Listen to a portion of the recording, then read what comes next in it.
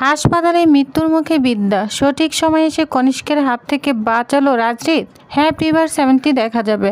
সম্পূর্ণ জানতে ভিডিওতে একটি লাইক দিয়ে চ্যানেলটি সাবস্ক্রাইব করে পুরো ভিডিওটি দেখতে থাকুন।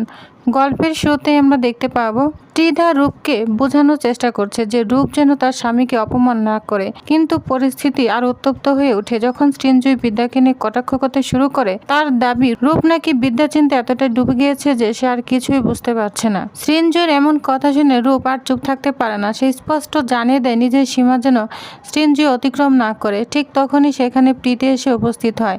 সবাইকে এইভাবে চিৎকার করতে দেখে সে জানতে চায় আসলে কি হয়েছে। এই সুযোগে ত্রিধা প্রীতিকে বিদ্যাকে ফোন করতে বলে। প্রীতি ফোন করতে বিদ্যা ফোনটি ধরে, কিন্তু ত্রিধা ফোন হাতে নিয়ে বিদ্যাকে অপমান করার সুযোগ ছাড়ে না। ত্রিধা বিদ্যাকে বলে তার বিয়ের তারিখ নিশ্চয়ই ঠিক হয়ে গিয়েছে, কারণ তারা খুব শিগগির রাজনীতির সঙ্গে তার ডিভোর্সের ব্যবস্থা করতে যাচ্ছে। এমনকি বিদ্যার চরিত্র নিয়ে কুৎসিত ইঙ্গিত করে সে। কিন্তু এবার আর বিদ্যা চুপ থাকার মেয়ে নয়। বিদ্যা শান্ত কিন্তু কড়া গলায় ত্রিধাকে জানিয়ে দেয় তিনি যেন নিজের সীমার মধ্যে থাকে। এরপর ত্রিধা আরও রেগে গিয়ে বলে বিদ্যাকে বাড়ি থেকে সরিয়ে দিয়ে খুব শিগগিরই তার ছেলের আবার বিয়ে দিবে। বিদ্যা ছাড়া তার ছেলে ভালোভাবে থাকতে পারবে, এমন কথা বলে ত্রিধা। কিন্তু বিদ্যার উত্তর শুনে সবাই অবাক হয়ে যায়। বিদ্যা বলে ত্রিধা যে শাড়ি, ব্লাউজ আর সিঁদুরের কোটা পাঠাতে চাচ্ছেন সেগুলো বরং কোনো আশ্রমে দান করে দিন, কারণ এমন অনেক আছেন যারা নতুন কাপড় কিনতে পারে না। এরপর আরও তীব্র ভাষায় বিদ্যা বলে ত্রিধা চাইলে একটি শাড়ি নিজের কাছে রেখে দিতে পারেন, কারণ ভবিষ্যতে লজ্জা ঢাকার জন্য সেই শাড়ির প্রয়োজন হতে পারে। বিদ্যার এমন জবাবে ত্রিধা রীতিমতো অপমানিত হয়ে যায়। ঠিক তখন রাজদীপ ফোনটি নিয়ে বিদ্যাকে জানায় কলেজে একটি গুরুত্বপূর্ণ মিটিং রয়েছে। রাজদীপের বিরুদ্ধে যে এফআইআর হয়েছে সেই বিষয় নিয়ে কলেজের সবাই বিদ্যার সঙ্গে আলোচনা করতে চায়। বিদ্যা জানায় সে অবশ্যই মিটিংয়ে আসবে, বরং সে এটা স্পষ্ট করে দেয় যে সত্যের পক্ষে সে একাই দাঁড়াতে প্রস্তুত। প্রয়োজনে কলেজের সবাই একদিকে থাকলেও সে নিজের অবস্থান থেকে সরে যাবে না। এরপর বিদ্যা আবার ত্রিধার সঙ্গে কথা বলে। ত্রিধা যখন তাকে অপমান করার চেষ্টা করে তখন বিদ্যা বুঝিয়ে দেয় যে এখন আর সে আগের মতো দুর্বল নয়। সে প্রতিবাদ করতে জানে এবং অন্যায়ের বিরুদ্ধে দাঁড়াতেও জানে। বিদ্যার কথায় ক্ষুব্ধ হয়ে রাজদীপ ও ত্রিধার রাগ আরও বেড়ে যায়। রূপও তখন ত্রিধার বিরুদ্ধে দাঁড়িয়ে যায়। সে প্রশ্ন তোলে কেন বিদ্যাকে অপমান করা হবে, কেন তাকে বাড়ি থেকে সরিয়ে দেওয়ার জন্য এত চক্রান্ত করা হচ্ছে। রূপ স্পষ্ট জানিয়ে দেয় যারা নিজেদের পরিবারের বউকে অন্যায়ভাবে বাড়ি থেকে বের করে দিতে চায় তাদের পাশে সে কখনোই থাকবে না। এই কথা শুনে রাজদেব রূপকে অপমান করে। সে বলে রূপের যদি এতই বুদ্ধি থাকে তাহলে তার কলেজের চাকরির অনেক সুযোগ রয়েছে, চাইলে টাকা নিয়ে তাকে চাকরি দিয়ে দেওয়া যায়। রাজদীপের এমন কথায় রূপ আর কোনো উত্তর না দিয়ে সেখান থেকে চলে যায়। এরপর তিথি রাজদীপের কাছে জানতে চায় সত্যিই কি আবার রাজনীতির বিয়ে দেওয়ার পরিকল্পনা চলছে। রাজদীপ কোনো দ্বিধা না করে জানিয়ে দেয় হ্যাঁ, তারা আবার বিয়ে দিবে, কারণ বিদ্যা তাদের অপমান করেছে এবং তারা সেটা মেনে নিবে না। কিন্তু এখানেই শেষ নয়। রাজদেব গোপনে কারোর সঙ্গে ফোনে কথা বলে একটি ভয়ঙ্কর পরিকল্পনার ইঙ্গিত দেয়। সে জানায় বিদ্যাকে কলেজের মিটিংয়ে কথা বলা হয়েছে এবং সে এখন সেই মিটিংয়ে যাওয়ার জন্য রাস্তায় বেরিয়ে পড়েছে। রাজদীপের আসল উদ্দেশ্য তখন পরিষ্কার হয়ে যায়।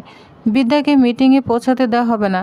অন্যদিকে বিদ্যা কিছু না জেনে কলেজের উদ্দেশ্যে রওনা দেয়। রাস্তায় হাঁটতে হাঁটতে সে ত্রিধার বলা কথাগুলো নিয়ে ভাবছিল।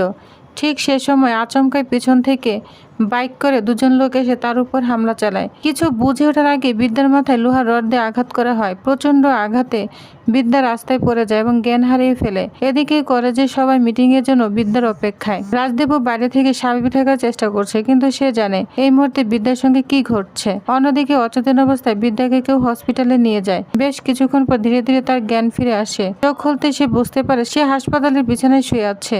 বিদ্যা উঠে বসার চেষ্টা করতে নার্স তাকে বাধা দেয়। নার্স জানায় কয়েকজন লোক তাকে মাথায় গুরুতর আঘাত পাওয়া অবস্থায় হাসপাতালে ভর্তি করে দিয়ে গিয়েছে, এমনকি তার ফোনটিও তারা হাসপাতালে দিয়ে গিয়েছে। বিদ্যা নিজের ফোন হাতে নিয়ে দেখে কলেজে একের পর এক ফোন এসেছে। তখন তার মনে পড়ে যে আজ তো গুরুত্বপূর্ণ মিটিং ছিল। সে বুঝতে পারে কেউ তাকে ইচ্ছা করে মিটিংয়ে যেতে বাধা দিয়েছে, কিন্তু কে তাকে আক্রমণ করলো আর কারা তাকে হসপিটালে নিয়ে এলো কিছুই সে বুঝতে পারে না। এর মধ্যেই অচেনা এক নম্বর থেকে একাধিক মিস কল দেখতে পায় বিদ্যা। হঠাৎ সে নাম্বার থেকে আবারও ফোন আসে।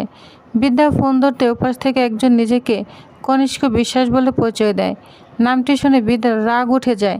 সে জানতে চায় কনিষ্ক কেন তাকে বারবার ফোন করছে এবং তার কাছ থেকে সে আসলে কি চায়। কিন্তু কনিষ্কের পরের কথায় বিদ্যা আরও অবাক হয়ে যায়। কনিষ্ক সরাসরি তাকে জানায় যে সে বিদ্যাকে ভালোবাসে। এমন কথা শুনে বিদ্যা উত্তেজিত হয়ে পড়ে। সে কনিষ্ককে প্রশ্ন করে কিভাবে সে এমন কথা বলার সাহস পেল। বিদ্যার অবস্থা দেখে নার্স দ্রুত তার কাছে ছুটে আসে। নার্স তাকে শান্ত হতে বলে। ফোনটি তার হাত থেকে নিয়ে কনিষ্ককে জানায় বিদ্যা এখন অসুস্থ, পরে কথা বলতে হবে। ফোন কেটে যাওয়ার পর বিদ্যা একা বসে ভাবতে থাকে তার সঙ্গে আসলে কি ঘটছে। কে তাকে রাস্তায় আক্রমণ করলো, কে তাকে হাসপাতালে নিয়ে এলো।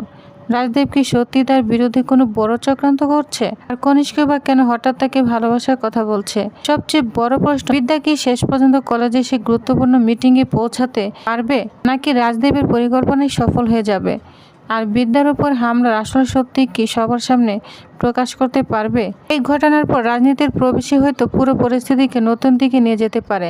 এই ঘটনার পর রাজনীতির প্রবেশই হয়তো পুরো পরিস্থিতিকে নতুন দিকে নিয়ে যেতে চলছে। বিদ্যাকে সঠিক সময় বাঁচাতে কে এগিয়ে আসবে, আর রাজদীপের মুখোশই বা কখন খুলবে, সেটাই এখন দেখার বিষয়। গল্পের পরবর্তী পর্ব এই রহস্যের উত্তর পর অপেক্ষায় থাকুন। ধন্যবাদ।